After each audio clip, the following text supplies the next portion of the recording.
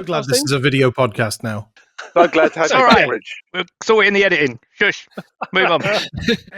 People who've watched him, who've seen him play, you can see that he's a very, very talented quarterback. Talking about vile things, Rich. Well, I think Kevin O'Connell relaxes the rules, but I don't think they'll be that drunk and careless by.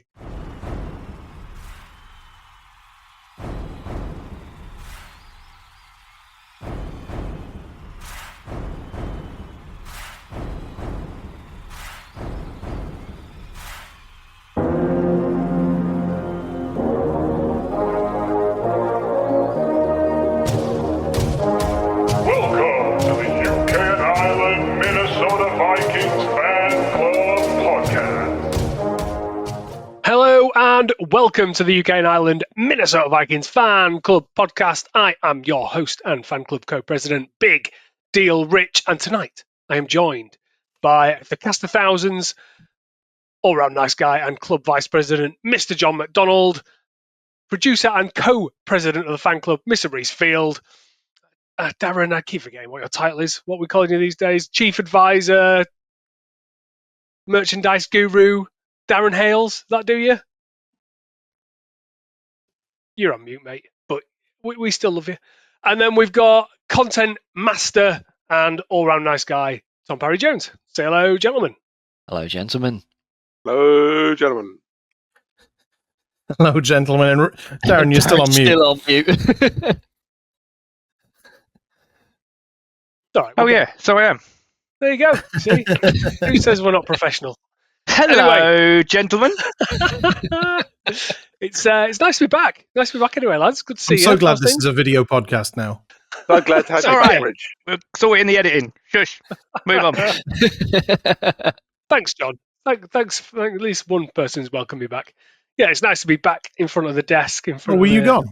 Oh, yeah, I was gone for a little bit. I've been. Mind you, at the same time as you, TPJ. So we just assumed you were doing stuff together. There you go. I've been poorly, unfortunately. We have I've been had a- actually. We've been strategizing. Yeah, Sharing a man cold. but yeah, I've been a little bit poorly.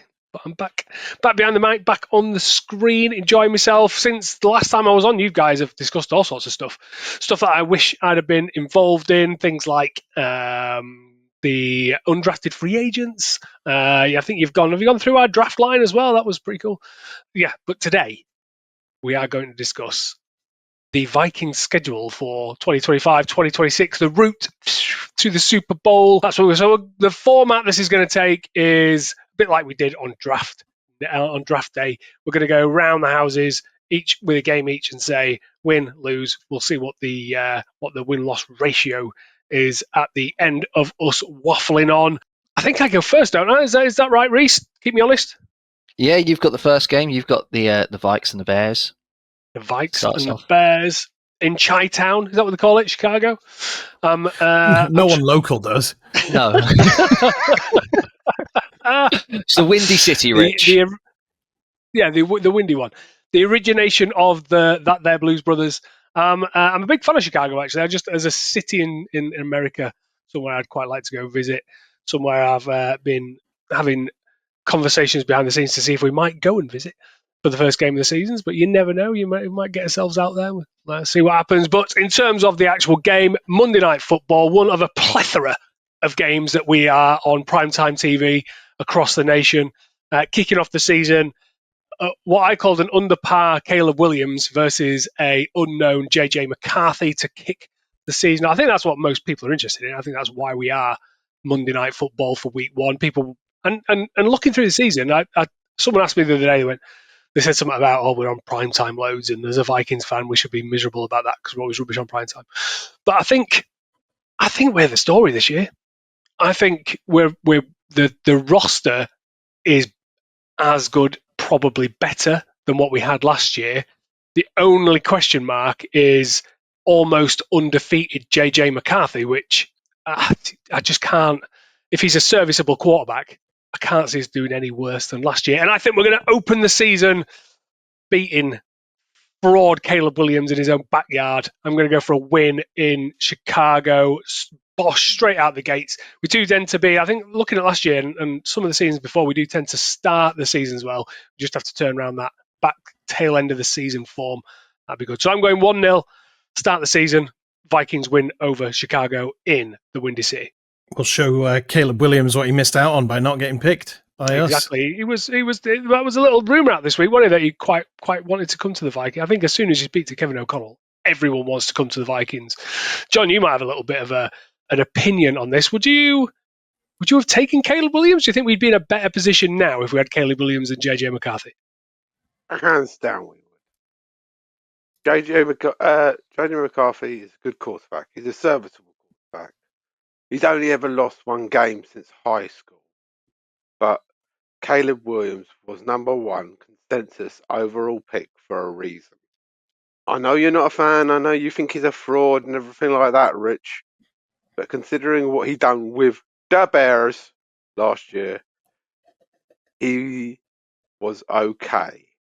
Now it seems a bit more set up towards him. I mean, he's been quite open in saying that he didn't want to play for the coach last year, and that they just gave him a tablet and was like, "There you go, get on with it." No one gave him any help or anything looking at film, but that's the difference, John. He's there saying they gave me a tablet. JJ McCarthy stormed into our facility and sat down with Nose Tackle Phillips and said, "Show me what you do so I can learn." That's the difference for me. And I want to see it on the field of play. I want to see it play out. Yeah, I was just about to say that. But I forgot what it's like having you on here. I can't make points without you jumping me across my bloody points. Let's move over from the prima donna. That was Caleb Williams and the Bears. Tom, week 2. Yeah, so week 2, we are back at US Bank Stadium, back in the wonderful city that is Minneapolis for a game against Falcons. And I think this is a really interesting matchup, and I can see why they've given us this one on Sunday Night Football, no less. So 2 primetime games back to back, pitting 2 quarterbacks together against each other, who have both replaced Kirk Cousins. JJ McCarthy drafted, obviously, as Kirk Cousins' replacement, and Michael Penix Jr. likely to be the Falcons' starter in week 1. Yeah, both Kirk Cousins' replacements. And I look, it's so hard to know what McCarthy's capable of. It's the same issue we had picking a winner for week 1. But I think with the strength of this roster, I think we should beat the Atlanta Falcons. They're not like they are. They're in a weak division, and they're a weakish team in that division. There's no reason why the US Bank Stadium crowd shouldn't roar us over the line. Did Atlanta pick up some defensive help in the offseason? I can't remember. That was their big gripe, that they didn't take a big edge instead of taking Penix. And I know that JJ McCarthy has had nothing but good things to say, but I still think they're a bit light in defense, if I was honest. Big reach on, was it Pierce? Yeah, James Pierce. They picked at number 26 this year, but they picked 2 defensive ends in the first round this year, so they've obviously addressed that particular concern, getting Jalen Walker with number 15 as well. Well, they gave up their first round pick for Pierce from next year. Yes, that was a shocker. So you obviously don't make that trade unless you're either stupid or very confident in the talent that you see in front of you. Interesting. Well, considering they drafted Michael Penix when they already had Kirk Cousins in the building. A very expensive Kirk Cousins in the building. A very expensive Kirk Cousins. You could make the argument that they are just very stupid. Who knows? Who's up next? Is it me next? I'm doing the Bengals. I thought, okay. In that case, I will. So in terms of Bengals. So this is obviously the storyline here is obviously of 2. Well, hopefully with JJ, as we've talked about, 2 very strong offenses. So this will be down to the defenses, I think. Obviously, based on last year, and I don't think Bengals have done too much this off-season to fix their defense. They seem to have just doubled down on their offense with the 2 massive deals that they've done for their 2 wide receivers. So Joe Burrows and they are good. So we're going to have to be on our game. Where this is at the bank, isn't it? So this is another home game for us. So I think it's going to be a close one, but I think our defense wins out and slows down that offense of the Bengals just enough, and we open the season 3-0. Open the season 3. Are they still having contract discussions / arguments with their star defensive end? I can never remember his name. He's pretty good Hendrickson. Hendrickson, that's the yeah. So there's obviously a difference of opinion, which is always fun to watch those things play out in the media and through social media from the players. I think they'll get there in the end. I think it's just a bit of posturing. They generally do. Although I think he's got a bit of a weird way around getting to where he wants to get to. Usually this early, this open is usually not the way it goes. But we'll see. I agree. By the way, I do think. Look how it worked out for Dalton Reisner. Yeah, exactly. Not exactly the same talent level. Yeah, slightly different. Dalton Reisner is having an absolute, party right now, having just been mentioned in the same echelons as Trey Hendrickson. So I think week four. If week 4's an international game, Dublin. Darren and I disagreeing on what's going to happen, considering Cincinnati's wide receiver room and our cornerback room. Means that the record's slightly stronger than I have us at this point, because I've got us dropping this one. I've got the... Let's face it, it's the... If we're playing Mason Rudolph, we win. Okay, but we're not going to play Mason Rudolph. And I feel like the first international game for JJ McCarthy, trying to get used to the time difference and everything like that. I feel like this might just be the early hiccup of the season in probably our easiest stretch of fixtures. So I've got us dropping this one to the Steelers, which I really hope we don't, considering we all want to try and be there watching it.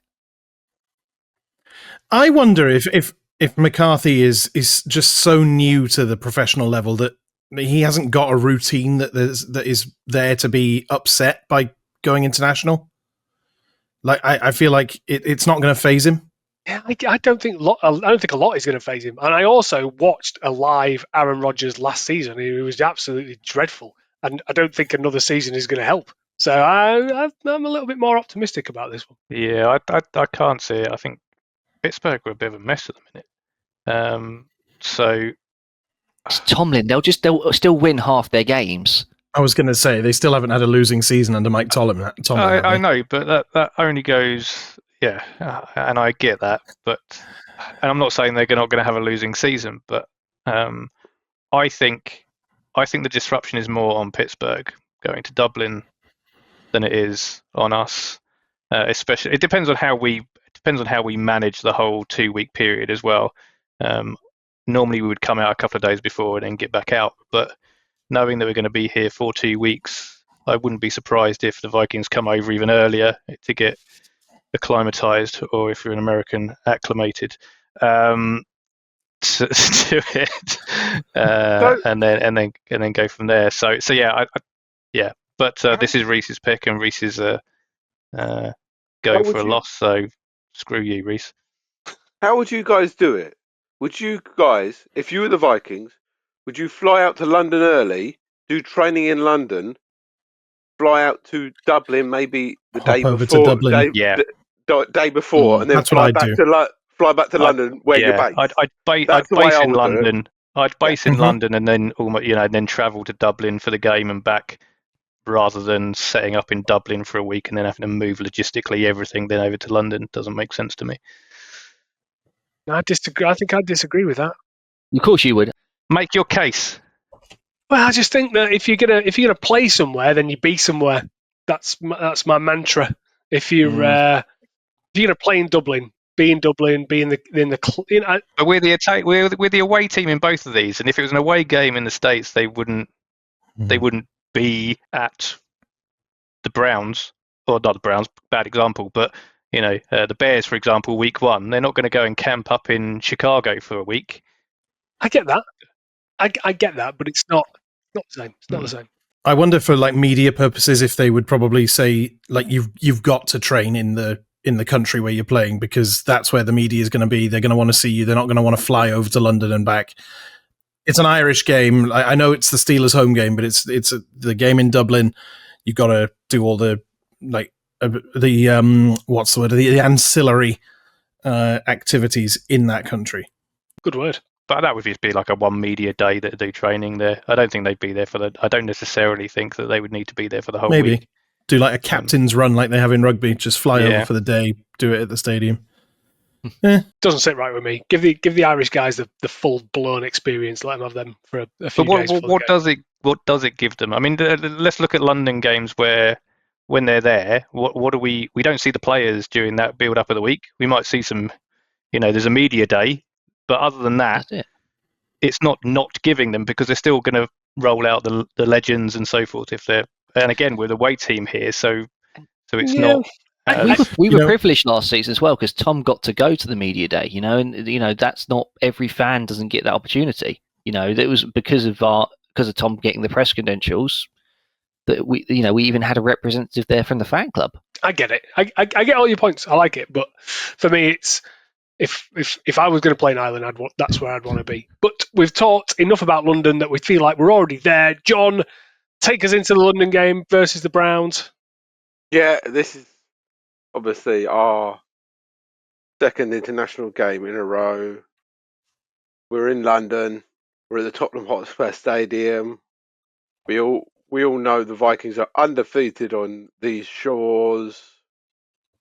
5-0 at the moment. It's going to be 6-0. Yes, 5-0. That does include the first game at Wembley, which was the Arizona Cardinals.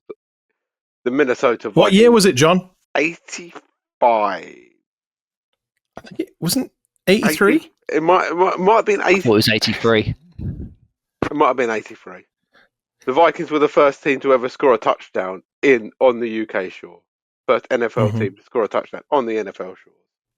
But yes, to the Browns game, I don't see anything but a win here. It's the Browns. We don't know what's going on with their quarterbacks. They've got 5 quarterbacks. We don't know who's going to be playing. They've got a good defense, but yeah. But one of those quarterbacks is Shedeur Sanders, who a lot of people thought was going to be a first-round pick and ended up going to the 5th.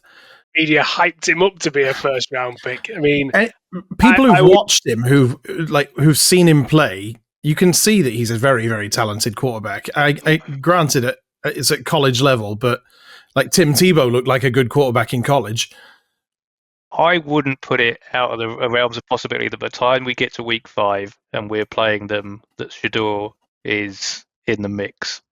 Mm-hmm. It's Flacco's job, really, though, isn't it? It's probably going to be Flacco to lose. Agree, but it's Flacco's to lose. Likely Flacco. But if Flacco has a little, the point is, if they start getting real poor results with Flacco, which is a very high possibility with the Browns, with everything else that's going on around them, there's going to be that classic, fans and everyone saying, "Let's see what we've got. Get him in there." You're absolutely right, but just that sentence, it's Flacco's job to lose. It's 2025. God's sake. He's 40 years old. It's crazy. You think about, like, we all talk about the quarterbacks, but think about the offensive line for the Vikings. Is Darrisaw going to be fully healthy? These weeks 3, 4, 5, he's going to go up against Hendrickson. He's going to go up against TJ Watt and then Myles Garrett. That's a welcome back to action. That is. I wonder if the playing surface is going to play into this at all, because obviously in Dublin they're going to be playing on grass, which is what the Steelers play on in Pittsburgh, but then in London we're going to be playing on a synthetic surface, which is not what the Browns play on in Cleveland. They've got the same sort of Kentucky bluegrass surface as the Steelers. It's like we're talking marginal things here, but I do wonder if it's something that could play into it. That is knowledge, TPJ. I'm in full admiration of that little passage that you've just put together there, mate. Do I think it'll make a difference? Not really. I think we're just better than both of them. But yeah, I do like that. Does that swing it back round to me? I know there's a bye, and I did want to mention the bye because we took an early bye last season, and we had a patchy run. I think that's fair to say. After the bye, lost 2 in a row. Never really got our footing back again until late on in the season. is the bye too early again this season? Do we like the bye at week 6?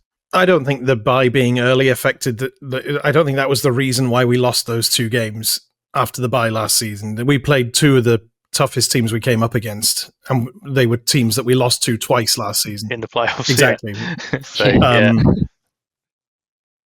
So I'm not convinced. I would have like I know there was sorry Reece. I know there was talk about the bye coming later in the season this year. That the Vikings might have chosen to take a later one. I am surprised that they didn't do that, because the time we played in London in 2022, we took our bye like 2 weeks later. We played the Saints in London, then played the Bears at home and won. And I think we won the next game as well, and then took the bye, which meant it was in week 7, I think. Not as good as 2023 when we had a week 13 bye, but a mid-season bye is great, but I look at the Vikings' health last season. Obviously, something was being done right with the conditioning of the players as well. And I look at our health this season of the Saints game. It seems like it was very sketchy, and maybe all that travel and playing on the back of it did not help us. And having the bye to rest up after the international game last time, it might have helped us more than we realise. Of course, we know that if we didn't have that bye, we wouldn't have had Aaron Jones against the Lions, and he was a big part of us running them so close in that game. So I'm all for having the bye after the international games, even though it is early. It is, but I mean, I'm going to be a little bit pessimistic now. It's almost like we've got 2 byes really, because of the Eagles. I mean, we're at home, but have we actually got a chance of beating Super Bowl champions, the Eagle? I come back to Saquon Barkley, who a little part of me thought the Eagles, when they took him, I thought he's injury prone. Is he just got his good contract and now that'll be it? But last season he was NFL MVP last season. I think he was robbed of that award. I think maybe his injuries in previous seasons were because he was playing at the Giants rather than because he was unable to take the field of play. I just think that they're going to have too much for us. This is a one I cannot optimistic out of, unfortunately. I'm taking a loss at home against the Eagles in week 7. I can't disagree. NFL champion Philadelphia Eagles with the roster they've got. That's an L in my book. Definitely. Yeah, I can't in good conscience find any reason to argue against that. Other than I appreciate its fandom at its best, and other than I just want to because it's rich. Well, we just keep going on about Super Bowl bound Vikings, and if we're Super Bowl bound, then if we can't beat the current Super Bowl champions, then that kind of flies in the face of it. But with a realistic hat on, I agree. It's going to be tough, especially after a bye. And it's good because I think it's one of those weird scenarios where now we can blame losing to the Eagles on the fact that it's the bye beforehand, and we were always rubbish when we come out of the bye, putting to one side that we always seem to play some of the best teams when we come out of the bye. So yeah, it just gives us an excuse. It's good, and then we can. I like that theory. TPJ, take us to LA. Oh, please do. I'd love to. Well, it's kind of weird. After the bye, we play a top team and then fly out to LA straight away. We did exactly the same last year, didn't we? Of course, but it's a different situation. Although we faced the Rams. Yeah. But it's Jim Harbaugh's Chargers. I like some of the business that they did. I like who was the running back from Hampton. The Steelers that they took. Oh, not Hampton. I thought you meant the draft. What the guy they got in the draft? Najee? Najee Harris. Harris. Yeah, I think he's put him and Harbaugh in his running system is just that's a match made in heaven. Amari Hampton, who I wanted, I think is going to be brilliant there. Is it still Lad McConkey? Is that? Yeah. Have I butchered his name well enough? I think he came out of the rookie rafters last year, playing really, really well. I thought this was my game to talk talk Rich just can't help himself. He's just on a roll. He's got 3 weeks of pent up chat. No, I was going to say almost exactly the same things. You know, they've strengthened their offense. They already had a decent offense, but to strengthen the run game up to go with the passing game that they had. Justin Herbert, obviously a elite level quarterback. They've got Mike Williams. They got ex-Viking Jalen Reagor in their wide receiver room. They got ex-Viking Tyler Conklin as one of their tight ends.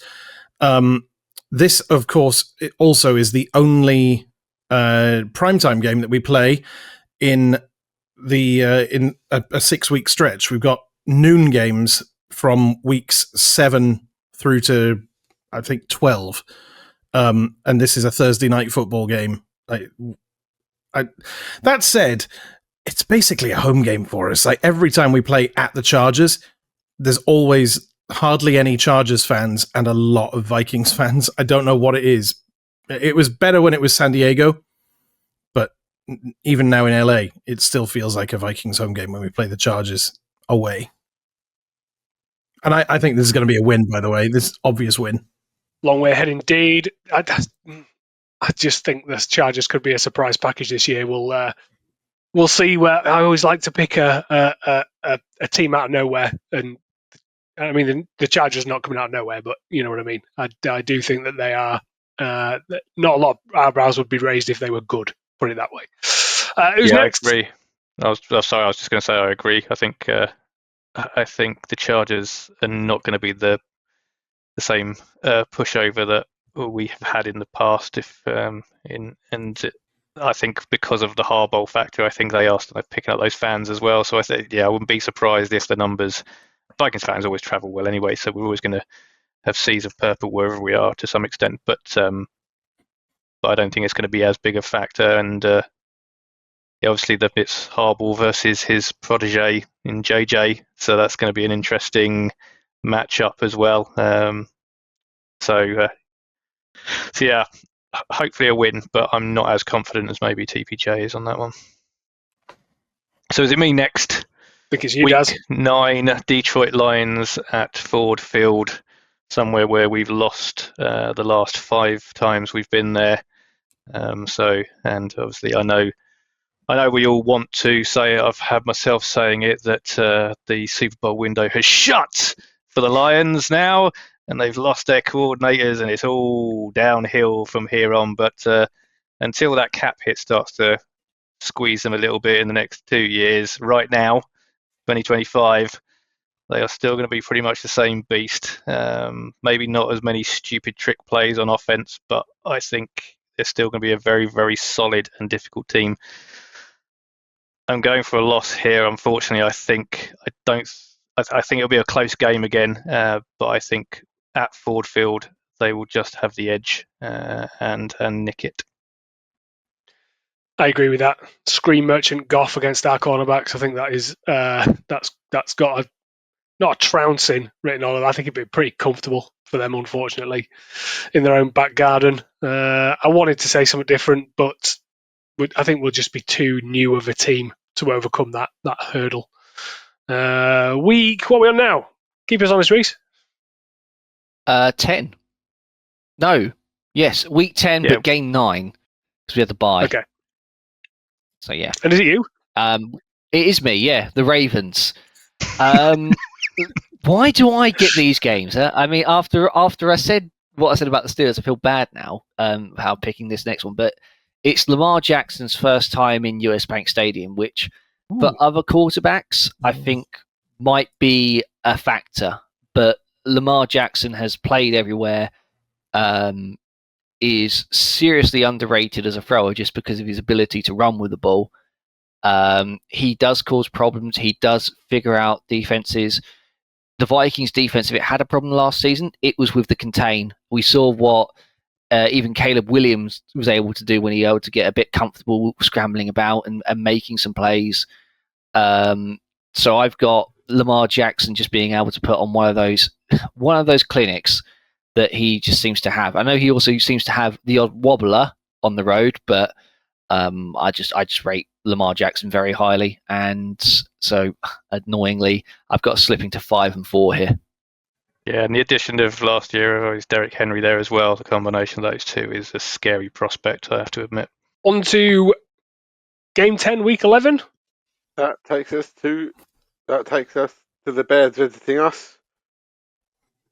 I've got us taking a win here.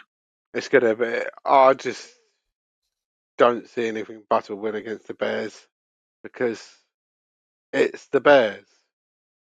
They self-implode, and to be honest, we're really underrating how good I think this Vikings team and has sorted out our problems on their lines this year in the off season. Kevin O'Connell was very open at the end of last season, saying exactly where we needed to improve. So I've got us taking the Bears apart. To be honest, I think this is going to be a dominant performance Against the rubbish Caleb Williams.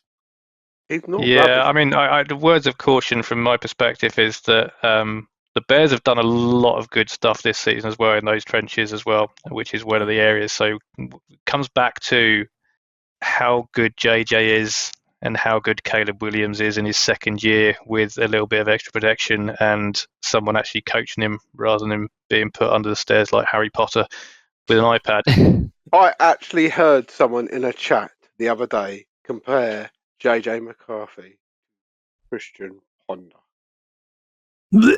I know. Goodness. I had to leave the chat because I was just like, I'm not even gonna get involved in that How conversation. dare they say such a bad thing about dare Ponder? someone? It was absolutely disgusting. I've seen some vile stuff on the internet before, but that was vile. Talking about vile things, Rich, you've got week 12 against the Green Bay Packers. Yeah, I think Green Bay are still an enigma for me. I obviously want and do hate them, want them and do want them to do badly. I just something about Jordan Love makes me incredibly irritated that I wanted him to be far worse than what he is. Are we on the road on this one, or is this a home game? This is at Lambeau. Yeah, I mean, Aaron Jones returning. JJ will want to make a bit of a splash first game at Lambeau. We've just lost against the Ravens, the Lions, and the Eagles. One bounce back game against the Bears and the Chargers. Yeah, but I think we're probably a 10-win team this year, and this is not one of those wins, unfortunately. I think we'll probably share the spoils when they come and return against us. I think we'll be better, but at Lambeau, I would expect the Packers to beat JJ McCarthy. And I'm saying JJ McCarthy rather than the Vikings because I just think that the roster's really good. JJ McCarthy's an unknown to go into that environment. So cold one in Lambeau. Yeah, I'm probably going to take a loss on that one. And eats pressure, though. This is JJ McCarthy we're talking about, who has just seems to have just from the age of probably 5 been put into pressure environments. And he's lost one game since starting in high school. You know, this is someone who can eat pressure for breakfast, but Lambeau, it's going to start to get chilly. It could be worse. It's not like you're playing Lambeau in January. I'm happy with the way that the fixtures have fallen around this time, because we've all endured some very, very miserable early mornings / late nights watching Garrett Bradbury get on the end of a Nick Mullins pass or Jaron Hall pass or whatever happened. That was our highlight last time we played a cold game at Lambeau. So yeah, but I don't disagree with you. I feel like if we are going to split, it's going to be this way round. I like the fact that we're now only 4 games into our divisional slate for this season, and we've had 3 of them on the road. Yeah, we've already had finished the season strong. Yeah, and we'll obviously talk about that towards the end of the schedule run. But yeah, having only 1 home game earlier on, and it being against the Bears, is probably about as good as this schedule could have fallen. Shall I take us into Seattle then? Yes, please. Oh, you're taking us to A, now to Seattle. Oh, God, it's like a travel agent. What can I say? I love the West Coast. Literally never been in my life, but I like the West Coast. So we've got the Seattle Seahawks at the end of November, week 13. We are out there in Seattle at Lumen Field, where at least we'll see perhaps a friendly face. Or not so friendly, I don't know. Sam Darnold is now the incumbent, the presumptive QB1 of the Seattle Seahawks, having left us after a 14-win season last year. He will know the ways to take us apart. I think there's only 2 words for this game. Send 6. We know what he does under pressure. And exactly. If we just send 6 every play, I think we'll be all right. Yeah, just blitz Darnold. Like, he won't be able to cope with it. And apart from the times where he does and was very good against it. Yeah.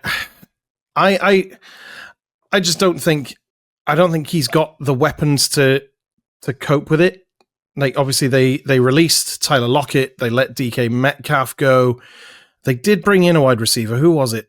They brought in Cooper Kupp, and they've got Marquez Valdez-Scantling. But Kupp is obviously the highlight of that receiving core. I think it's a win. I'm going victory against the Seattle Seahawks. Yeah, it's not been a successful hunting ground for us, Lumen Field, in recent history. But I don't see this one being too much of a problem. I feel like it's going to be one of those classic last 2-minute drive Vikings games. Feels like to reboost our season after a patch after the bye that has not gone so well. It feels like if someone was writing the NFL script, it feels like that's the type of ending and game that we would want it to be to turn our season round. Ironically, exactly what Sam Darnold did for us at Lumen Field last season. History likes to repeat itself. Darren, do you want to talk about the consensus best quarterback from the draft of JJ McCarthy? I thought we spoken about Caleb Williams. Oh no, sorry. Obviously Washington Commanders. This is going to be an interesting matchup. Jaden Daniels looks the real deal. I don't think he is going to be a one-season wonder. Washington have done some good stuff through the free agency and the draft as well. So this is at the bank, December the 7th. This one, early game. Like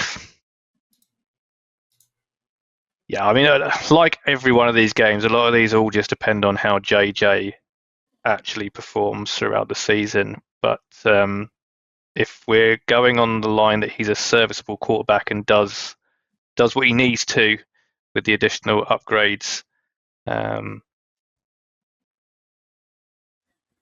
I want to say we're going to win this, but my gut tells me that this is one that Washington are going to nick.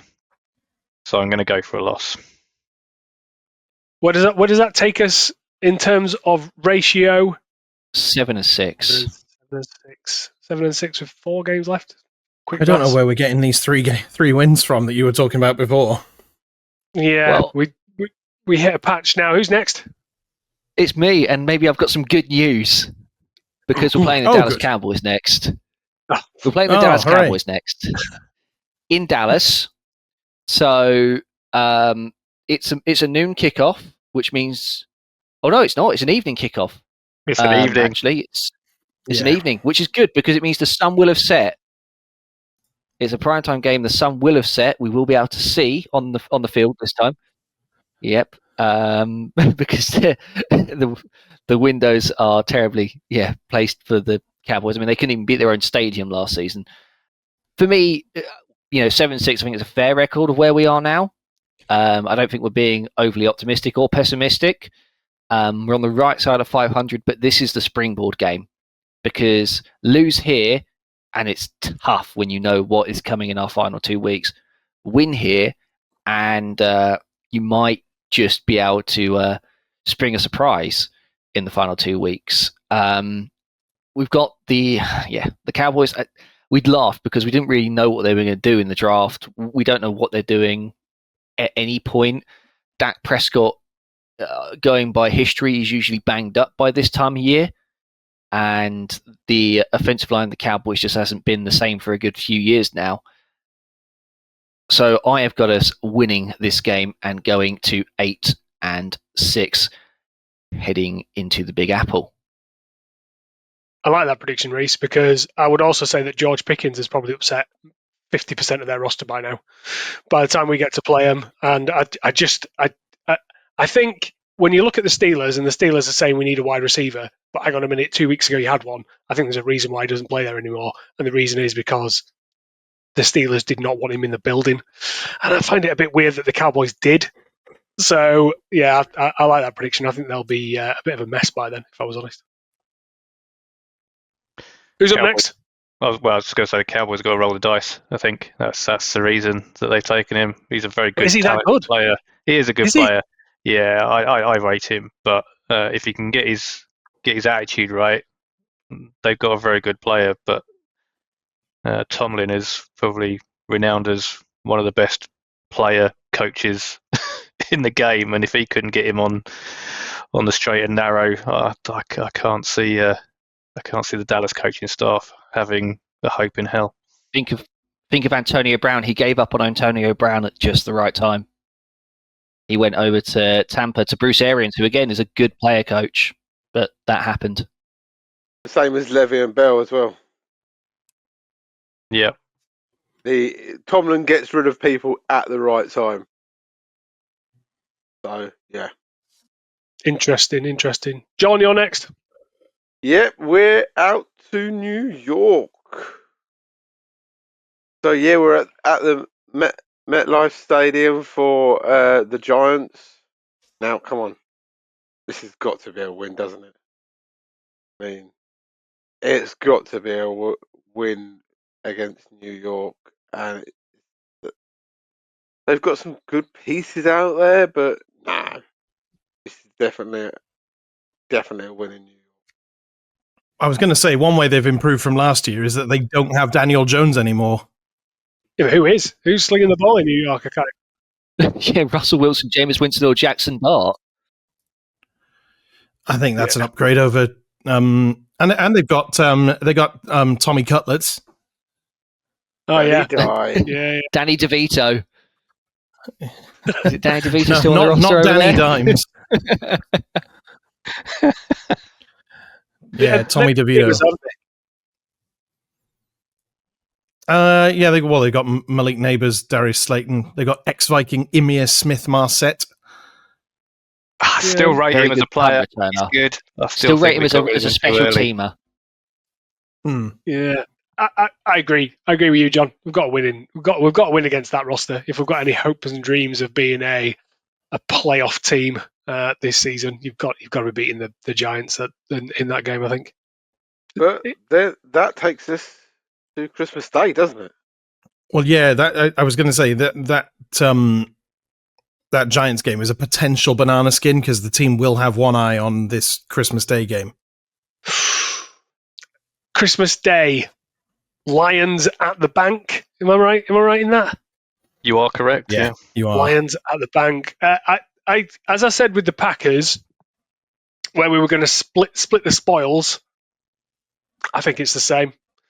I think by this stage of the season, I know we lost against the Lions after the bye, but by this stage of the season, with the Lions down to their last 4 or 5 defensive players, pulling players out of the crowd to play defensive end, and they still beat us at the end of last season. Did you watch that last game of the season, Rich? Yeah, we had a Field, it playoff. was brutal. Yeah, I think we were away last season and we'd sprayed water all over the prima donna in the dressing room, which was as I called the end of our season last year. We checked out early, so I think this one, I think we see it through. I think we stay heads on. JJ McCarthy's not going to be putting up with that water champagne nonsense. He'll be look, one more week, one more game of the season. Let's do what we need to do. Get to a 10-win team. get into the playoffs. Because I think by this stage of the season, are we all anticipating that the Lions are going to win the division again? At this stage of the season, if that's happening, then it'll be closer than it was last season, I think. I think with Tom's pick coming up next, maybe we revisit that. What will our record get us at the end of the season? If depending on what Tom's next pick is. Little interesting fact. I think is this the third time the Vikings have played on Christmas Day? This will be the third time. The third time they've hosted. The third time we've hosted on Christmas Day, I think. Okay. As I said in the chat, it gives us the answer of are we going to watch Doctor Who on Christmas Day, because no one really wants to watch Doctor Who.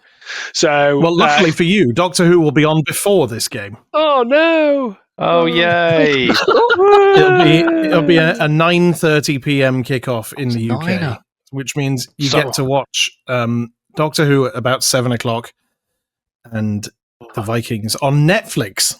I didn't mean woo. I meant woo. Sorry. That's what I meant. Very good. I don't know if this is a good thing or a bad thing. What? I don't know if this is a good thing or a bad it's thing. It's definitely a bad thing. No, no, a 9:30 kickoff on Christmas Day, because I'm probably going to be too drunk and full to understand what's going on, which could be a good thing or a bad thing for the Lions. So what? What's bloody new? Well, I think Kevin O'Connell relaxes the rules, but I don't think they'll be that drunk and careless by the players will be fine. Right. Where Reece will be, God knows. I'll be asleep in my armchair. That's the problem. I guess so. It'll be a battle to stay awake. I'll be watching with my dad. Oh, good for you. I'll be watching my old man as well. I think I'll be around at his house for Christmas. Very good. Me, my mum, and my dad. Omar and Opa. Big deal, Omar. Big deal, Opa. Hello, doggo. Cute. Now this makes sense now. This is why Darren disappeared last week.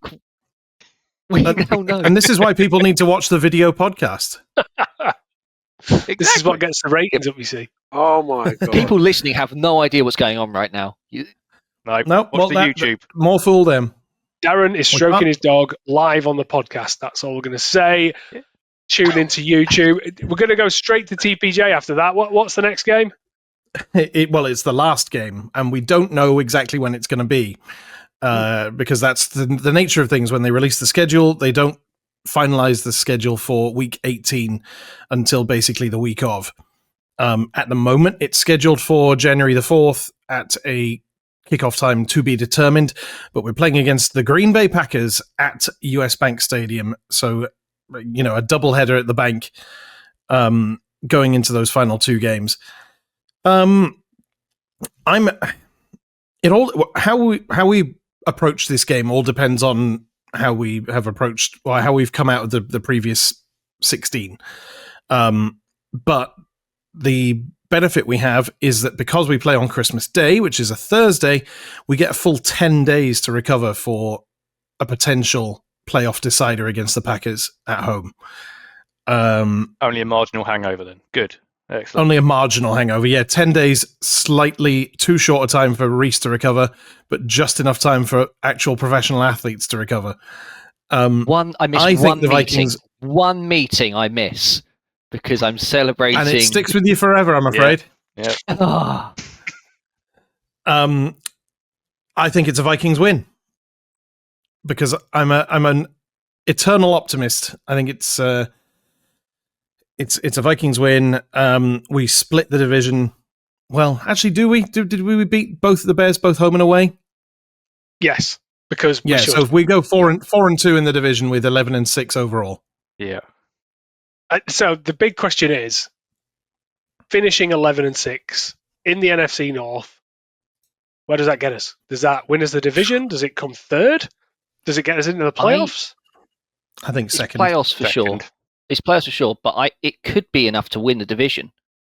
Because you think about it, if this is the strongest the NFC North has ever been, like the Bears actually have a competent head coach now. I think we can all say that Ben Johnson is a lot better than Matt Eberflus, and he's not even coached a game yet. And then you look at, imagine if everyone could take 3 games off of each other, or in our case, we're saying the Vikings have won 4 in the division. If each of the other teams is splitting the division, That's 3 losses straight away. And then you think of we're against the the NFC East. So everyone's going to have to play the Eagles. The Lions are going to face all the division winners as well. So it's a tougher slate for the Lions. And really, they are the team we're watching here, isn't it? The Lions' away schedule is absolutely a murderer's row. Yeah, they got Kansas City, they got Tampa Bay, they're playing the Commanders as well. Do you think we win the division then? They got the Rams, which ain't going to be easy. I honestly feel like it could actually come between us and the Packers. It depends really what's going on with the Packers. Like they've drafted wide receivers for the first time ever, but you know, a 4-3 wide receiver can be a very hit and miss thing. You know, you don't always get Tyreek Hill. You just have them either under or overthrowing their wide receivers like they did Christian Watkins or whatever his name is. Watson. That's it. Watson. Elementary. I don't think an 11-6 record wins you the NFC North. No, I don't either. I think it's second. I think the Lions still take it despite that tough. You know. What do you reckon they'll be? 12-5? Yeah, I think so. I'm just going to have a quick look now. And maybe Lions 12-5, Packers equal 11-6, but we take it on better division record. And the Bears, and then the Bears maybe 10-7, 0-17, 9-8. Wow, wow! But imagine it's entirely possible that this division could have 4 teams with a winning record this year. Depending on how the league votes as well, 11-6 could get you a home playoff game because they're voting on that this coming week on whether the division winners will get a. They could. The Vikings will vote for it. The NFC North is going to vote for it. Every team in the NFC North is going to vote for that because we're in such a tough division. This year was an anomaly. If we vote that in, we're going to rue it for the next decade and a half. Going, why the hell did we make that? Why the hell did we vote for that? Just stick with how it is. Stop messing. Otherwise, the division's pointless. Yeah, if you have 14 wins in the regular season, you shouldn't be playing an away playoff game. Road game against a team with 10. Or it is what it is. The AFC, NFC South. The league cycles. And I guess you could make the argument that if you're good enough to win 14 games in the regular season, you shouldn't be losing to a 10-win team in the playoffs, regardless of whether it's home or away. Doesn't matter whether you have 14, 15, 12, 10. Win your division. That's just, if you want to get a home game, win your division. Simple as. Leave it alone. Agree. But it's very difficult because not every team has the same schedule. Like it's not like they all play the same teams. No, it doesn't. But that's why I say that it cycles, and you know, some divisions, you know, go from being the weakest division for a decade, and then suddenly go, you know, it changes. That's what the NFL wants. They want that. You know, the whole thing is set up to sort of go through cycles. And if you rewind this podcast 5 minutes, John has just said that the Lions have got the worst away schedule you could possibly get. And rewind this potentially another half an hour, and we've just said this is probably the best Vikings roster in recent times. So I agree with Darren. If that's the situation and we want to play with the big boys and we want to get to the big game, win the division. That's just what you have to do. And I'm sure Kevin O'Connell will be sat, as he has been probably sat since the very last game last season, thinking, just got to win the division. That is that's the goal. And what do we do to achieve that goal? And that is fix the trenches. And when we were talking about taking a interior guard with the first, and it wasn't a splashy pick, and I know we all kind of went, oh yeah, but he's good. But that's why we did it. We did it because we have set this team up to have the best opportunity to win this division this season. I can't see anything with the moves that we've made. I can't see anything else. JJ McCarthy has to be good. He has to be, because I don't really know what else we do otherwise. I think we're going to struggle next season if he's not good. So I'm putting all my eggs in a JJ McCarthy is a brilliant basket, and I think we need to be thinking. I've been pessimistic now all through that. Now I'm contradicting myself because I want to go back and repick stuff. But yeah, I think it's this season or nothing for me. So 11-6 and a playoff position. I think that's a good season. Yeah. I think that's a good season. I take- that's a good season. Winning record. How many Pick to the dance. How many quarterbacks do that in their first year? How many quarterbacks win 11 games in the first year? There's not many. He's got to do it first. Yeah, He's got to do it. Yeah, that's the thing. He could. Let's turn into reconvene at Christian week Ponder. 3 and see how we're all feeling. Right, well, we're just He won't be waffling Christian now. Ponder. We're waffling. We could Yeah. all be very much in tears by week 3 of the season. Let's start to wrap things up. There's been a couple of international game announced just as a wrap up for anyone who is listening, thinking, "Can I get tickets? What are we going to do?"